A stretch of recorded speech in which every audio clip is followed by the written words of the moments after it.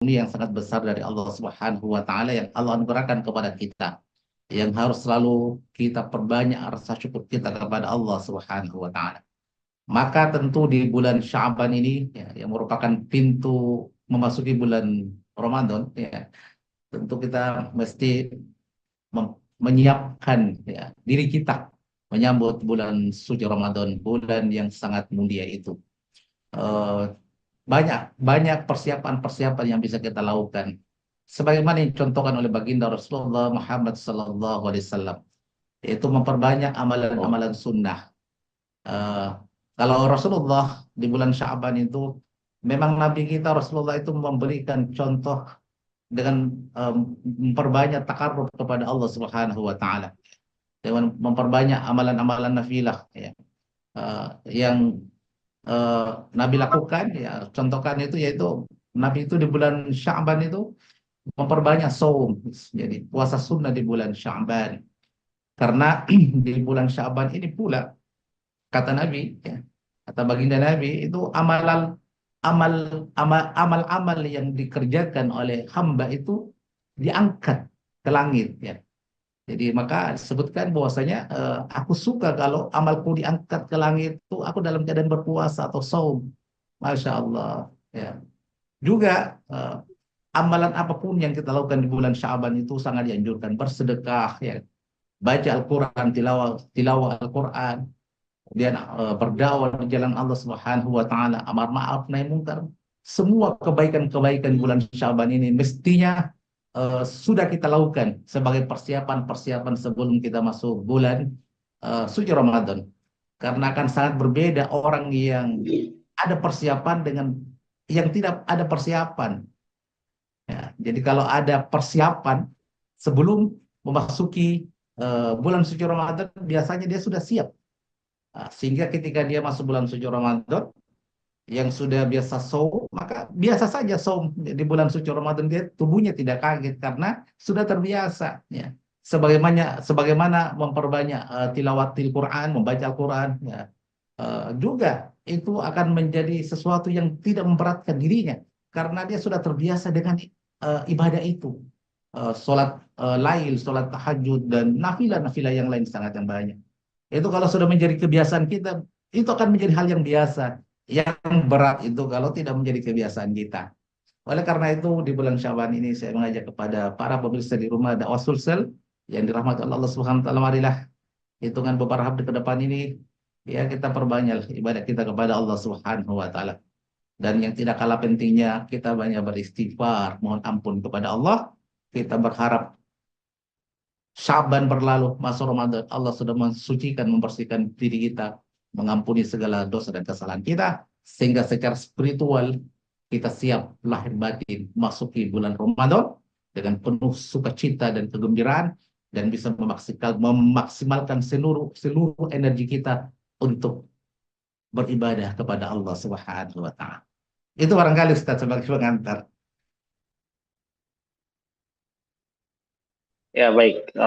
Memang jika kita berbicara tentang memasuki bulan suci Ramadan yang merupakan tamu agung ya, tamu agung yang datangnya setahun sekali, tentu harus memiliki persiapan yang begitu matang. Salah satunya sebagaimana disampaikan oleh Ustadz tadi adalah dengan memperbanyak saum sunnah ya, apalagi Rasul banyak melakukan saum sunnah di bulan Sya'ban. Nah, ini ada lagi yang mewakili pertanyaan dari sebagian besar kalangan pemuda, Ustaz. Tentu yang muda, ya, kita para pemuda itu memiliki banyak keterbatasan, ya, banyak keterbatasan berkaitan dengan ilmu, ya, dan dengan ilmu. Bagaimana nanti dalam mengarungi bulan suci Ramadan itu bukan hanya sekedar menjalankan ibadah, ngikut, tapi banyak di antara pemuda-pemuda Islam itu yang mereka tidak mengetahui ilmunya. Misalkan bagaimana kita membaca Al-Quran yang baik dan benar. Kemudian bagaimana batasan-batasan sehingga puasa itu bisa batal, apa saja yang bisa membatalkan, dan apa saja yang bisa memakruhkan, dan masih banyak lagi yang kita para pemuda itu yang masih awam terkait dengan keilmuan tersebut, Ustaz. Nah, pertanyaannya itu adalah apa kira-kira yang harus lebih diutamakan oleh para pemuda itu sebelum beberapa hari ke depan ini masuk dalam bulan suci Ramadan, Ustaz? Tentu eh, yang perlu menjadi bekal ya, baik itu kalangan remaja, pemuda itu adalah ilmu. Para ulama menyebutkan al ilmu qabla amal. Jadi ilmu itu sebelum beramal. Karena eh, salah satu syarat diterimanya amal itu kan sesuai dengan contoh dari baginda Rasulullah Muhammad sallallahu alaihi wasallam. Rasulullah bersabda, "Man amila amalan laisa alaihi amruna fahuwa raddun." Barang siapa, kata Nabi, yang mengerjakan suatu amalan yang tidak kami perintahkan, yang tidak kami contohkan, maka amalan itu tertolak. Ya, maka disinilah urgensinya ilmu itu. Ya, maka harus menjadi semangat khususnya di kalangan remaja pemuda untuk belajar talabul ilm, khususnya ilmu tentang agama ini. Karena dalam Islam belajar ilmu tentang din Islam ini, tentang agama Islam, hukumnya fardu ain. Ya, kalau ilmu-ilmu yang lain itu hukumnya fardu kifayah. Ya, sehingga nanti ketika sudah ada ilmu, ya kita bisa beramal dengan amal yang baik, amal yang ahsanu amalan. Jadi amal yang baik yang diterima oleh Allah Subhanahu wa taala. Jadi para ulama menjelaskan, jadi eh, amal yang baik itu minimal memiliki dua syarat. Yang pertama, wa akhlasahu, ikhlas semata-mata karena Allah. Yang kedua, sawab atau benar sesuai dengan contoh dari baginda Rasulullah Muhammad sallallahu alaihi wasallam. Maka harus menjadi semangat bagi siapapun, termasuk remaja, pemuda, untuk eh, banyak belajar tentang dinul Islam ini agar menjadi mafahim, dan mafahim atau pemahaman itulah yang menjadi pendorong ketika kita beramal, sehingga amal kita menjadi amal yang diterima, bukan amal yang sia-sia. Saya kira itu. Ini menarik sekali yang disampaikan oleh Ustadz Mursalin Abu Rifki. Baik, pemirsa sekalian yang dirahmati Allah Subhanahu wa taala, sebelum kita melanjutkan perbincangan kita, saya ingatkan kepada para pemirsa, bagi yang ingin bertanya di live streaming sore hari ini, bisa langsung bertanya di kolom komentar ya, di live chat berkaitan dengan tema sucikan diri sambut bulan suci. Ya, jika ada yang ingin ditanyakan bisa langsung bertanya ya. Insya Allah akan dijawab. Baik, kita lanjutkan Ustadz. Tadi kan sudah disampaikan bahwa yang perlu kita persiapkan sebagai seorang pemuda sebelum memasuki bulan suci Ramadan itu adalah ilmu, khususnya yang berkaitan dengan bagaimana menjalankan ibadah puasa di bulan suci Ramadan. Pertanyaannya selanjutnya adalah Ustadz, bagaimana kira-kira generasi terdahulu Ustadz? Ya, generasi para salafus soleh ya, ketika mereka menyambut bulan suci Ramadan. Apa saja yang menjadi aktivitas mereka yang bisa kita tiru ya di era modern saat ini. Nah, Baik, apakah tidak jauh beda atau ada apa perbedaan yang sangat signifikan ya berkaitan dengan baik, kebiasaan kita? Ya, silakan Ustaz. baik. Yang pertama saya ingin menyampaikan bahwa generasi salafus soleh itu kan generasi yang hidup tidak jauh dari eranya baginda Rasulullah Muhammad SAW, ya. Jadi generasi tabi'in, ya. Dan Nabi menyebutkan khairul quruni karni, sebaik-baik kurun atau masa itu masaku. Kemudian summa yalunakum. Jadi kemudian masa sesudahnya, sesudahku, dan sesudahku lagi, sesudahnya lagi. Tiga fase. Fase kenabian, fase zamannya sahabat, kemudian tabiin dan tabiut tabiin. Itulah fase yang terbaik dalam sejarah sejarah peradaban Islam. Dan jangan kita lupa, fase itu adalah fase kehidupan Islam. Ya, jadi kehidupan Islam di mana seluruh interaksi dalam kehidupan mereka diatur dengan aturan Islam. Dan Kehidupan mereka betul-betul Islam itu nampak dalam kehidupan mereka dalam seluruh aspek kehidupan. Maka menjelang Ramadan itu para kaum muslimin di era itu, di masa itu betul-betul, kalau saya pernah membaca satu satu satu buku ya, itu bahwa sebetulnya kalau di eranya para sahabat itu mereka menyiapkan diri mereka sebelum masuk Ramadan itu 6 bulan. Di 6 bulan ini sebelum masuk Ramadan mereka sudah menyiapkan diri mereka dengan melakukan ketaatan kepada Allah Subhanahu wa taala, luar biasa. Kalau kita ini kan nanti masuk Ramadan baru kita menyiapkan diri kita. Seperti sekarang ini kan tinggal beberapa hari ke depan. Ya, kalau pasar tabiin, masya Allah juga mereka jauh-jauh hari sudah menyiapkan diri mereka. Bahkan sebutkan ada seorang salafus soleh itu Amar bin Qais itu, eh, dia di bulan Syaban itu dia tutup tokonya. Untuk apa? Dia mendekatkan diri, fokus ibadah kepada Allah Subhanahu wa taala. Kalau sekarang kan orang buka tokonya untuk menarik pelanggan agar orientasi itu meraih keuntungan. Kalau salafus soleh tidak, dia fokus untuk ibadah kepada Allah Subhanahu wa taala. Kenapa bisa begitu? Pertama karena mereka punya pemahaman yang benar, yang kedua kehidupannya kehidupan yang Islami. Sehingga betul-betul orang itu terdorong untuk melakukan ketaatan kepada Allah Subhanahu wa taala. Jadi suasana itu mendukung orang melakukan kebaikan-kebaikan. Ya, beda dengan sekarang, tantangannya luar biasa. Karena kita hidup dalam kehidupan yang tidak Islami. Maka tentu berbeda jauh lah kehidupan di zaman salafus soleh dengan kehidupan kita hari ini. Sangat jauh seperti langit dan bumi. Maka butuh kesadaran secara personal untuk memang kita harus banyak belajar dan ada semangat juga untuk merubah keadaan ini agar menjadi satu kehidupan yang berjalan sesuai dengan prinsip dan nilai-nilai Islam. Hmm. Iya, berarti sangat jauh ya, jomplang sekali perbandingan antara generasi salafus soleh dengan generasi saat ini, Ustadz ya. Sangat Karena jauh kalau sekali. kita umat Islam, karena kalau kita umat Islam yang di era sekarang ini, apalagi di Indonesia khususnya, itu ya menyambut gegap gempita bulan suci Ramadan itu 1 pekan atau mungkin paling meriahnya ya 3 hari sebelum masuk bulan suci Ramadan. Itu fakta yang terjadi di tengah-tengah kita sekarang. Nah, ada lagi pertanyaan ini, Ustadz. Berkaitan dengan tujuan ya, tujuan dari berpuasa itu. Kan kita dalam Al-Quran sudah, insya Allah sudah hafal semua ya.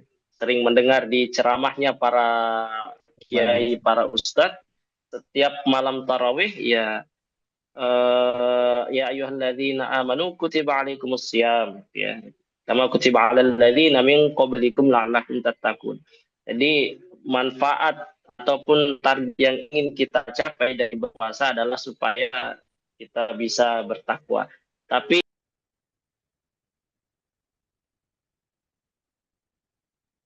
justru ketakwaan itu tidak nampak ya, baik itu dalam bermasyarakat sampai pada level bernegara, Ustadz. Ini kira-kira apa penyebabnya, Ustadz? Ya, kalau saya cermati, saya perhatikan keadaan masyarakat kita itu, mereka tidak memahami esensi daripada takwa itu. Jadi selalu diulang-ulang takwa, takwa, tapi esensi takwa itu mereka tidak paham. Apa buktinya? Buktinya Ramadan berlalu, kembali dengan apa yang menjadi kebiasaan-kebiasaan mereka. Jangan di Ramadan berlalu, lihat makin di masjid-masjid, 10 Ramadan, 15 Ramadan, apa yang terjadi? Kalau kita perhatikan di masjid-masjid itu, jamaah masjid, salat tarawihnya, itu safnya maju ke depan, betul tidak? Inilah fakta yang kita lihat di depan mata kita, ya. Dan itu terjadi setiap tahun seperti itu. Nah, berarti ada problem, ada masalah dalam kehidupan masyarakat kita itu.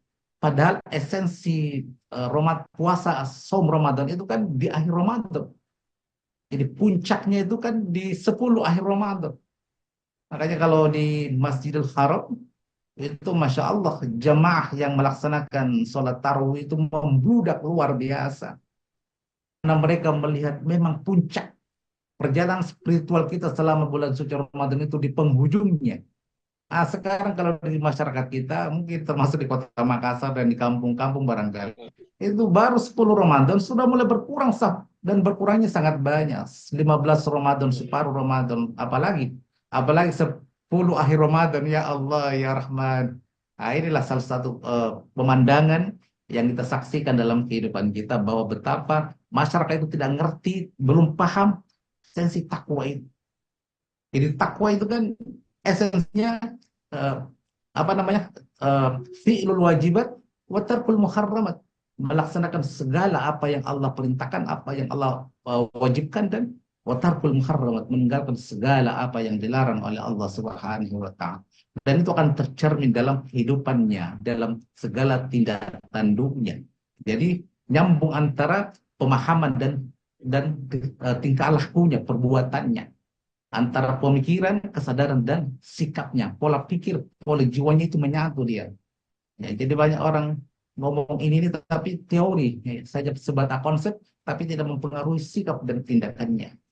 Maka eh, lagi-lagi bahwa perlu kita kembali merekonstruksi pemahaman umat ini tentang apa itu esensi daripada takwa. Itu tidak hanya kemudian diucapkan dengan kata-kata ya, tapi bagaimana takwa itu mewujud dalam realita kehidupan kita. Ya. Maka inilah pentingnya dakwah. Jadi dakwah itu mestinya dakwah yang bisa merubah mindset, merubah cara berpikir umat tentang Islam ini. Ketika kita jelaskan takwa, bagaimana kita tunjukkan fakta-fakta dalam kehidupan, bagaimana implementasi dari takwa dalam kehidupan kita, baik dalam kehidupan pribadi, dalam kehidupan bermasyarakat, termasuk dalam kehidupan bernegara. Maka mestinya para pejabat-pejabat kita hari ini ada, mereka ada nilai takwanya, nggak berani ambil duit rakyat, nggak berani korupsi. Karena wah, bagaimana caranya? Ya, mungkin dia bisa apa namanya bermanipulasi, bisa apa namanya mencari segala cara untuk kemudian dia tidak dikasuskan. Tapi kan kalau orang ada takwa dalam dirinya, dia percaya Allah menyaksikan perbuatannya. Kalau di dunia dia tidak katakanlah kedapatan, tapi kan ada kehidupan setelah kehidupan dunia, dan di akhirat itulah kehidupan yang sebenarnya. Sehingga apa yang terjadi? Ada rasa khauf, takut untuk melakukan maksiat kepada Allah Subhanahu wa taala. Itu esensi takwa. Muraqabatullah, ada satu kesadaran perasaan lalu merasa diawasi oleh Allah Subhanahu wa taala dalam seluruh gerak dalam kehidupannya, dalam seluruh tindakannya. Ada Allah yang senantiasa melihat dan menyaksikan seluruh perbuatan-perbuatan. Kalau kesadaran ini yang kita miliki, ini kan sebenarnya esensi takwa itu. Dimanapun kita berada, kita selalu menjaga diri kita untuk tidak melanggar aturan-aturan Allah Subhanahu wa taala. Ditambah lagi memang ya, kehidupan masyarakat kita, kehidupan yang tidak Islam, kehidupan yang rusak, kehidupan yang sekularistik, yang memisahkan agama dengan kehidupan. Sehingga ada orang sholat, Masya Allah, bagus, sholat sunatnya bagus, sedekahnya bagus, tapi ketika dia berbisnis, bercampur bisnisnya dengan ribawi. Kenapa begitu? Karena memang begitulah kehidupan masyarakat kita. Maka sekali lagi kita mesti kembalikan pemahaman umat ini dengan pemahaman yang pure, pemahaman Islam. Bahwa berislam itu mesti kafah, tidak boleh parsial. Totalitas, sebagaimana apa yang Allah perintahkan kepada kita.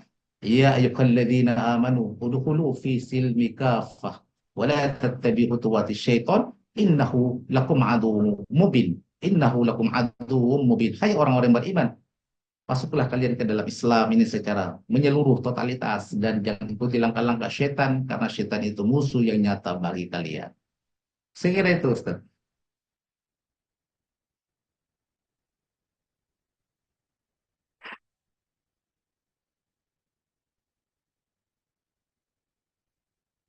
Ustaz, mute, Ustaz, mute anunya. Oh ya, apa nih? Sudah Ustaz ya. Baik, syukuran Ustaz.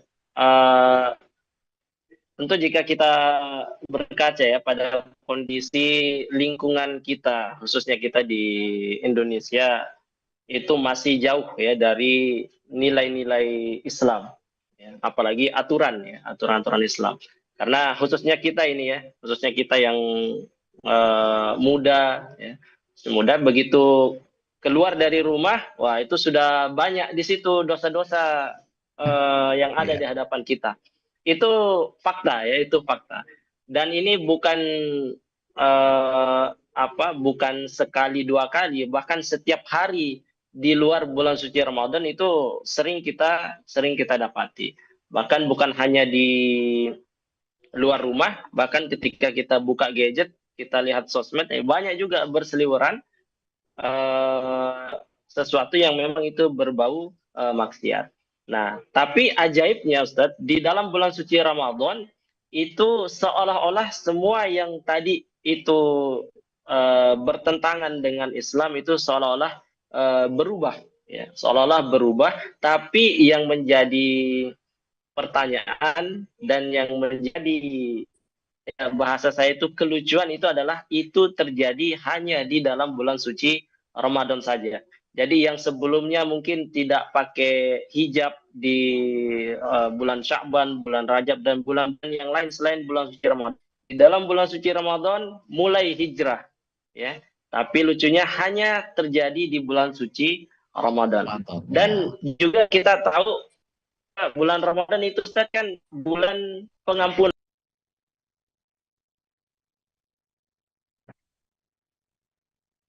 itu mengharapkan ampunan dari Allah Subhanahu wa taala secara pribadi, ya, secara pribadi. Nah, tapi ini ada pertanyaan ini Ustaz, ya, pertanyaan. Kira-kira yang eh, yang paling harus untuk mohon ampun kepada Allah Subhanahu wa taala selain dari diri kita pribadi ini, itu siapa sebenarnya Ustaz? Ya. Siapa Ya, yang mereka ini harus minta ampun kepada Allah Subhanahu wa taala. Silakan Ustaz. eh, ya, yang jelas tentu perintah untuk istighfar, mohon ampun, taubat dan nasuha itu perintah kepada seluruh seluruh orang yang beriman, ya. Karena kita ini kan makhluk yang tidak luput dari salah dan hilaf, tidak luput dari dosa, ya. Tapi dari semua kita umat Islam kaum muslimin ini ada yang memang juga eh, harus eh, mereka ini banyak bertaubat kepada Allah Subhanahu wa taala, karena keberadaan mereka itu akan menentukan warna kehidupan kita.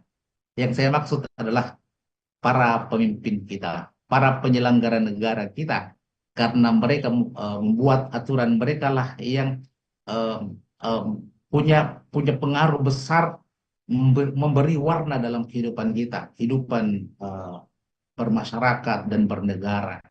Ketika para pemimpin ini banyak melakukan kezaliman, maka itu akan memberikan efek yang luas dalam kehidupan masyarakat.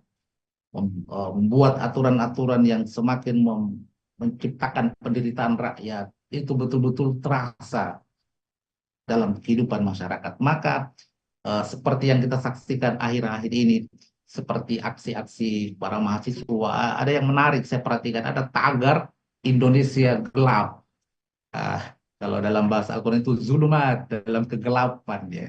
Kenapa bisa begitu? Karena memang negeri ini berjalan sejak merdeka hingga kini tidak berjalan sesuai dengan petunjuk Allah Subhanahu wa taala, sehingga keberkahannya diangkat dan dicabut oleh Allah Subhanahu wa taala, yang terjadi kerusakan di segala lini kehidupan kita.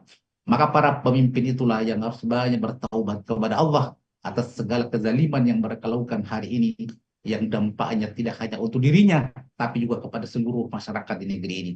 Mereka harus banyak bertaubat kepada Allah, karena hisabnya begitu berat, tidak hanya di dunia, tapi juga di hadapan mahkamah Allah Subhanahu wa Ta'ala.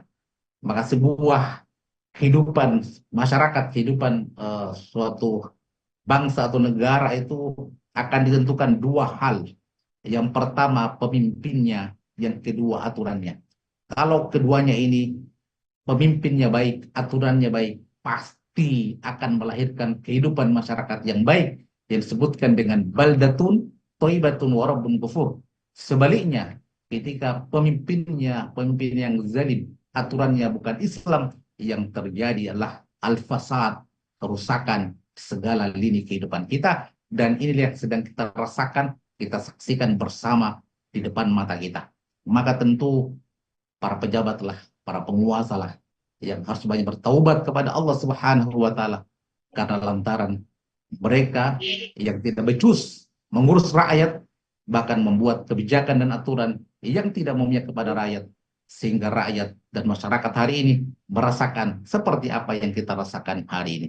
Dan di akhirat nanti, orang yang salah satu manusia yang akan pertama awal-awal dihisap oleh Allah itu adalah para pemimpin.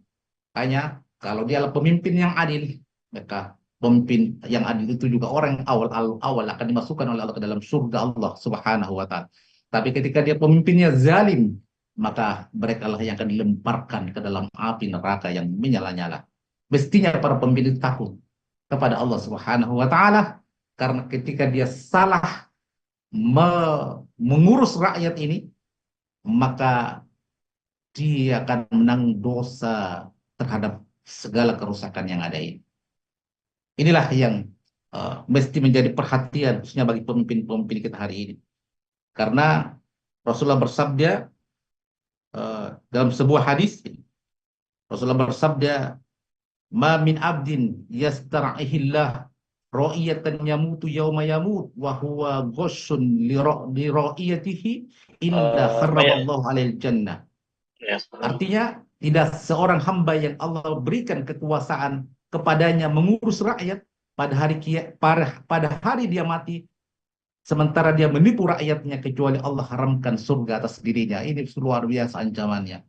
Seorang pemimpin yang diberikan mandat oleh rakyat untuk memimpin, tapi dia menipu rakyatnya, Allah haramkan surga atas dirinya. Ini mesti hadis ini kita bacakan kepada pemimpin kita, sehingga ada rasa takut untuk kemudian tidak mengurus rakyat dengan baik. Inilah yang saya kira penting menjadi perhatian kita semua, dan khususnya para pemimpin-pemimpin kita hari ini. Saya kira itu, Ustaz. Iya. Syukran Ustaz, jazakallah khair atas apa.